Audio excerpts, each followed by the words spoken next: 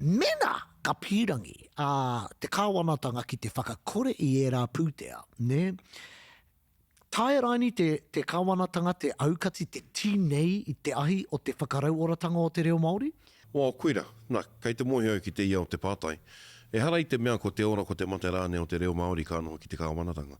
Koira taku wero, he wāhi, he haipapa rānei kei runga I te kāwanatanga ki te tautoko I ngā mahi whakarauora I te reo, whakamāori te noho te reo ki te nuku o te whenua. Engari, kei roto I o tātou whānau ki te haipapa, te kawenga ki te whakaora I te reo. Kaua tātou e noho noi ho ki te pachi-pachi I ngā pūtea te kāwanatanga. In real life settings, and gee, kei te kōrero koe ki tētahi, kei te kōrero Māori mātou I te kāinga, ne? Tātou, ne? Ko tātou. Ko tātou katoa ko te converted. Ko tātou katoa ko te converted. E rangi e ūtonu ana te pātai, me naka mutu tā rātou tuku I ngā moni, ka ātia te whakarauoratanga o te reo Māori. Ko te nuinga o ngā kaupapa I kōkiritia hei whakarauora I te reo Māori, I ngā tau whātekau, ka taha ake nei, I wana ake, I waho mai I ngā pūnaha me ngā anga kāwanatanga, nō muri mai a te tautoko mai a te kāwanatanga. E kore rawa e mutu. Ai. Kei te whare pare mata Shane.